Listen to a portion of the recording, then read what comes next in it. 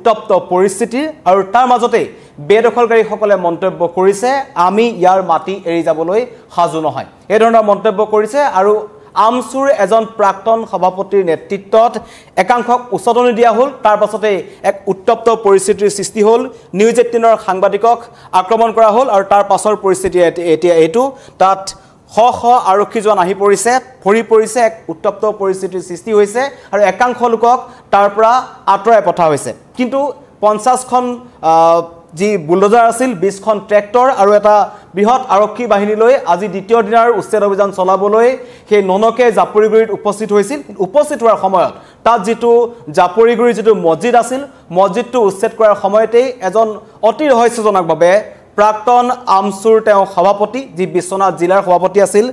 সাইফুদ্দিন আহমেদ আহি তাত উপস্থিত হয় আৰু অতি ৰহস্যৰ বিষয় যে সাইফুদ্দিন আহমেদ সেই ঠাইৰ স্থানীয় বাসিন্দা নহয় তেওঁৰ ঘৰ বিশ্বনাথ চাৰিআলিৰ মূল চহৰৰ মাজত কিন্তু হঠাৎ তেওঁ সেই উচ্ছেদস্থলীত আহি উপস্থিত হ'ল আৰু তাৰ পাছৰ পৰিস্থিতি যদি আপোনালোক ক'বলৈ যাওঁ আমাৰ যিজন সাংবাদিক গৈছিল তুষাৰ হাজৰিকাৰ কেমেৰা তেওঁলোকে কাঢ়ি লোৱাৰ চেষ্টা কৰিলে আৰু এজন কেমেৰা পাৰ্সনক তেওঁলোকে গটিয়াই তাৰ পৰা বাহিৰ কৰি দিয়াৰ চেষ্টা কৰিলে নাম আছিল সাইফুদ্দিন আহমেদ আৰু সাইফুদ্দিন আহমেদৰ যি পৰিচয় তেওঁ কিন্তু আগতে বিশ্বনাথৰ জিলা আমচুৰ সৈতে জড়িত আছিল আৰু কালিৰ দিনটোটো অতি ৰহস্যজনকভাৱে প্ৰথম দিনৰ উচ্ছেদ চলাৰ পাছত তাত আমচুৰ এটা সজাতি দল উপস্থিত হৈছিল সেই স্থানীয় ৰাইজৰ সৈতে তেওঁলোকে মত বিনিময় কৰিছিল এতিয়া অভিযোগ উত্থাপন হৈছে যে আমচুৰ উচ্চতনিত এদৰে আজি সাংবাদিকৰ ওপৰত আৰু একাংশ আৰক্ষীৰ ওপৰত হিল বৰ্ষণ কৰিলে একাংশ বেদখলকাৰীয়ে আৰু বেদখলকাৰীসকলৰ মন্তব্য আমি মাটি এৰি নিদু চৰকাৰে যি কৰে কৰক আমি মাটি এৰি নিদু উচ্ছেদ চলাৰ এসপ্তাহ দুসপ্তাহৰ পিছত পুনৰ আমি সেই স্থানলৈকে ঘূৰি আহিম ইয়াতে ঘৰ নিৰ্মাণ কৰিম এনেকুৱা ধৰণৰ মন্তব্য বিশ্বনাথৰ পৰা আহিছে য'ত বিশ্বনাথ যি চক্ৰ যেটো কাৰ্যালয় আছে তেওঁলোকে যি জৰীপ চলাইছিল জৰীপত কিছুমান উদ্বেগজনক তথ্য পোহৰলৈ আহিছিল যে বিশ্বনাথ জিলাখনত 40,000 বিঘা চৰকাৰী ভূমি বেদখলকাৰী কবলত আছে কিন্তু মাত্ৰ 170 বিঘা ভূমি বেদখলমুক্ত কৰিবলৈ যোৱাৰ সময়তে দ্বিতীয় দিনৰ উচ্ছেদ অভিযানৰ মাজত যি ধৰণৰ অপ্ৰীতিকৰ পৰিস্থিতিৰ সৃষ্টি হ'ল তাক লৈ কিন্তু এতিয়া সকলোৰে মাজত এটা তীব্ৰ প্ৰতিক্ৰিয়া সৃষ্টি হৈছে কাৰণ আমচুৱে আৰম্ভণিৰ পৰাই যেতিয়া অসমৰ বিভিন্ন প্ৰান্তত উচ্ছেদ অভিযান চলিছিল পাইকানত চলিছিল বিলাসীপাৰাত চলিলে উৰিয়ামঘাটত যেতিয়া চলিলে তেতিয়া কিন্তু আমচুৱে প্ৰথম দল যিয়ে কিন্তু এই উচ্ছেদ অভিযানৰ বিৰোধিতা কৰিছিল আৰু তেওঁলোকে কৈছিল যে আমি কোনো কাৰণত উচ্ছেদ অভিযান হ'বলৈ নিদিও আৰু উৰিয়ামঘাটত যি ধৰণৰ প্ৰশাসনে যি ধৰণৰ ব্যৱস্থা কৰিছিল বাহিৰৰ লোকৰ প্ৰৱেশত বাধা বা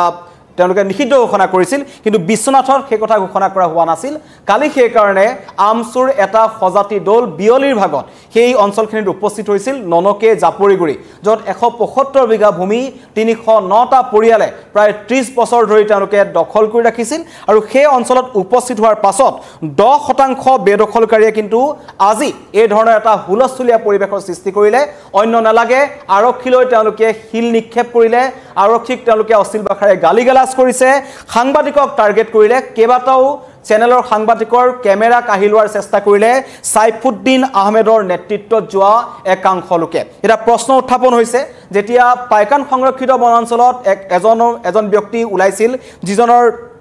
পাইকান সংৰক্ষিত বনাঞ্চলৰ মাজত তেওঁৰ ইটাভাটা আছিল আৰু তেওঁ সেই স্থানত তাৰিক-এ-আকবৰ ধ্বনি দিছিল তাৰ পিছত তেওঁক আটক কৰা হৈছিল কিন্তু অতি ৰহস্যজনকভাৱে এই সাইফুদ্দিন আহমেদ নামৰ যিজন প্ৰাক্তন আমচু নেতা আছে তেওঁ এতিয়াও সেই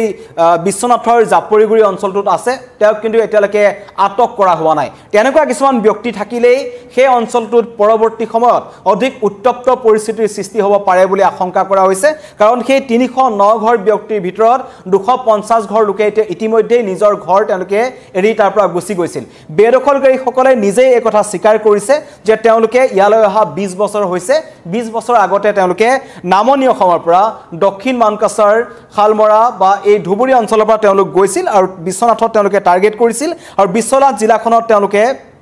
এই ননকে জাপৰিগুৰি বিভিন্ন অঞ্চলত প্ৰায় 50খনৰো অধিক গাঁও এতিয়াও আছে বেদখলকাৰী গাঁও আছে যিসমূহ জৰীপ কৰি থকা হৈছে আৰু অতি শীঘ্ৰেই বিশ্বনাথ জিলা প্ৰশাসনে সেই অঞ্চলসমূহতো উচ্ছেদ অভিযান চলাব বুলি ঘোষণা কৰিছিল কিন্তু আমচুৰ আৰু আটাইতকৈ ডাঙৰ কথা তেওঁ এতিয়া আমচুৰ দলটোত নাই তেওঁ বিশ্বনাথ জিলাৰ আমচুৰ প্ৰাক্তন সভাপতি আছিল কিন্তু হঠাৎ আজি পুৱাৰ ভাগত কালি দিনটোত তেওঁ কিন্তু তাত দেখা দেখি নাছিল আজি কি কাৰণত হঠাৎ তেওঁ তাত উপস্থিত হ'ল সেয়াক লৈ এটা ৰহস্যৰ আৱৰ্তত আছে সকলো ৰহস্যৰ আৱৰ্তত কাৰোবাৰ নিৰ্দেশত তেওঁ কাম কৰিছে নেকি বা এই বেদখলকাৰীসকলক উচ্চতাই দিবৰ কাৰণে সাইফুদ্দিন আহমেদ নামৰ লোকজন তাত উপস্থিত হৈছিল নেকি তাৰো তদন্ত একাংশ ৰাইজে বিচাৰিছে কিন্তু কথাটো হ'ল যে বেদখলকাৰীয়ে সংবাদ মাধ্যমৰ আগত নিজেই কৈছে যে আমি মাটি এৰি নিদু বিশ্বনাথত উচ্ছেদ চলিছে সমগ্ৰ ৰাজ্যজুৰি উচ্ছেদ চলিছে আজিও কালিৰ নিশা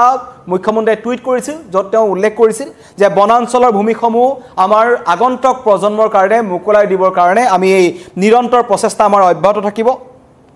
স্বাধীনতা দিৱসৰ দিনাখনো খানাপাৰাৰ পৰা সমগ্ৰ ৰাজ্যবাসীক জনাই জিলা আয়ুক্তক তেওঁ কঠোৰ নিৰ্দেশ দিছিল যে নতুন নতুন য'ত য'ত এতিয়া বেদখল হ'ব এইবাৰ কিন্তু জিলা আয়ুক্তসকল তাৰ কাৰণে সংশ্লিষ্ট যি কৰ্তৃপক্ষ আছে তেওঁলোক জগৰীয়া হ'ব কিন্তু সংবাদ মাধ্যমৰ আগত বাৰম্বাৰ বেদখলকাৰীসকলে যেনেকুৱা ধৰণৰ মন্তব্য কৰিছে আমি পুনৰ ইয়ালৈ ঘূৰি আহিম আমাক কোনে ইয়াৰ পৰা খেদি পঠা আমি চাওঁ এনেকুৱা ধৰণৰ মন্তব্যবোৰৰ আঁৰত আমচুৰ নেতৃত্ব আছে নেকি বা সাইফুদ্দিন আহমেদৰ দৰে একাংশ লোক আছে নেকি তাৰো তদন্ত হ'ব লাগে কাৰণ তেওঁলোকে বাৰে বাৰে কৈছে প্ৰশাসনে উচ্ছেদ অভিযান চলোৱাৰ পিছত পুনৰ আমি সেই স্থানলৈ ঘূৰি আহিম আমি টিংবোৰহে খুলি নিছোঁ কিন্তু আমাৰ ঘৰবোৰ এতিয়াও আছে আমি তাত পুনৰ বসতি স্থাপন কৰিম এনেকুৱা ধৰণৰ মন্তব্য কৰিছে আৰু তেওঁলোকৰ দাবী যদিহে চৰকাৰে তেওঁলোকক উচ্ছেদ কৰিছে তেওঁলোকক নতুন স্থানত মাটি দিব লাগে আৰু অতি ৰহস্যৰ বিষয় যে এই লোকসকলে নিজকে দাবী কৰে তেওঁলোকৰ ঘৰ মাটি নদীত বা গৰাখহনীয়াত উটি গৈছিল বুলি তেওঁলোকে দাবী কৰিব বিচাৰে কিন্তু এজন বেদখলকাৰী যি ঘৰ 3 মহলীয়া 4 মহলীয়া ঘৰ তেওঁলোকে জাপৰিগুৰি যি ননকে জাপৰিগুৰি অঞ্চল আছে বিশ্বনাথৰ তাত তেওঁলোকে নিৰ্মাণ কৰিলে আজি উৰিয়াম ঘাটত যি দ্বিতীয় পৰ্যায়ৰ উচ্ছেদ অভিযান চলিছে তাতো দেখা পোৱা গৈছে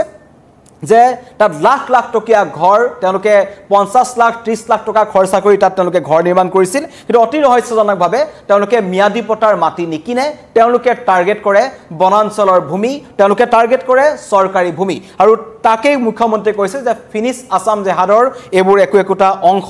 বিশ্বনাথক টাৰ্গেট কৰিছিল উৰিয়াম ঘাটক টাৰ্গেট কৰিছিল শিৱসাগৰক কাইলৈ পৰহিলে টাৰ্গেট কৰিব যোৰহাটকো টাৰ্গেট কৰিব শিৱসাগৰ জিলা বা উজনি অসমত আমি দেখিছিলোঁ যে মিয়াখেদা আন্দোলন যেতিয়া চলিলে এই আমচুৰ নেতৃত্বই কিন্তু বা এই আমচুৰ দলটোৱেই এই উচ্ছেদ অভিযানৰ বিৰোধিতা কৰিছিল তেওঁলোকে আমাৰ ডিজিপিকো তেওঁলোকে এখন স্মাৰক পত্ৰ দাখিল কৰিছিল AIDF দলে দাখিল কৰিছিল তেওঁলোকে কৈছিল যে যিসকল পূৰ্ববংগীয় বা যিসকল বাংলাভাষী যিসকল মুছলমান লোক আছে যিসকল নামনি অসমৰ পৰা গৈছে যিসকল প্ৰকৃততে ভাৰতীয় নাগৰিক তেওঁলোকক মিয়াখেদা আন্দোলনৰ নামত উজনি অসমত একাংশ দল সংগঠনে হাৰাশাস্তি কৰিছে আৰু সমগ্ৰ ৰাজ্যজুৰি যি উচ্ছেদ অভিযান চলিছে সেই উচ্ছেদ অভিযান অতি শীঘ্ৰেই বন্ধ হ'ব লাগে বুলি আমচু নেতৃত্বই তেওঁলোকে দাবী উত্থাপন কৰিছিল সেই দাবীৰে তেওঁলোকে ধুবুৰী বিলাসীপাৰাত তেওঁলোকে অভিৱৰ্তন কৰিছিল হাজাৰ হাজাৰ মানুহ গোটাই তেওঁলোকে চৰকাৰৰ বিৰুদ্ধে প্ৰতিবাদ সাব্যস্ত কৰিছিল য'ত অখিল গগৈৰ দৰে বিধায়কো গৈ তাত সামিল হৈছিল কিন্তু আজি যি ঘটনা বিশ্বনাথৰ ননকে জাপৰিগুৰিত হৈছে তাৰ পৰা এটা কথা স্পষ্ট হৈছে যে আমচুৰ এতিয়াৰ নেতৃত্ব আৰু প্ৰাক্তন যিসকল সদস্য আছে তেওঁলোকে উচ্ছেদৰ বিৰোধিতা কৰি আছে তেওঁলোকে বিৰোধিতা এটো কাৰণেই কৰিছে চৰকাৰী ভূমিত যিসকল লোক বহি আছিল সেইসকল লোকক চৰকাৰে উঠাব বিচাৰিছে আৰু তেওঁলোকৰ পৰিচনাত পৰি তেওঁলোকৰ উচতনিত পৰি এতিয়া বেদখলকাৰীয়ে আৰক্ষীক আক্ৰমণ কৰিছে এই ঘটনাক লৈ প্ৰশাসন সষ্টম হৈ আছিল আগৰ পৰা কাৰণ পাইকান সংৰক্ষিত বনাঞ্চলত বেদখলকাৰীয়ে যি আক্ৰমণ কৰিছিল তাত 21 জন আৰক্ষী জোৱান আহত হৈছিল 4 জন বনৰক্ষী জোৱান আহত হ'ব লগা হৈছিল পৰৱৰ্তী পৰ্যায়ত বিলাসীপাৰাটো আমি দেখিছিলোঁ সাপৰত একে অৱস্থাৰ সৃষ্টি হৈছিল আৰু তাৰেই আশংকা কৰা হৈছিল যে বিশ্বনাথতো উত্তপ্ত পৰিস্থিতিৰ সৃষ্টি হ'ব পাৰে কিন্তু কালি কটকটীয়া নিৰাপত্তাৰ মাজত প্ৰথম দিনা উচ্ছেদ অভিযান চলিল কালি কোনো ধৰণৰ তাত অপ্ৰীতিকৰ পৰিস্থিতিৰ সৃষ্টি হোৱা নাছিল শান্তিময় পৰিৱেশৰ মাজত উচ্ছেদ অভিযান চলিছিল কাৰণ 90% মানুহ ইতিমধ্যেই নিজেই তাৰ পৰা আঁতৰি গৈছে কিন্তু এই 10% মানুহক লৈ যি ৰাজনীতি কৰিছে তাৰ আজি প্ৰমাণ পোৱা গ'ল এই সাইফুদ্দিন আহমেদৰ নিচিনা এজন ব্যক্তিৰ পৰা তেওঁ সন্মুখলৈ ওলাই আহি তেওঁ প্ৰথমতে নিউজ 18ৰ যিজন আমাৰ সাংবাদিক গৈছিল তুষাৰ হাজৰিকাক তেওঁ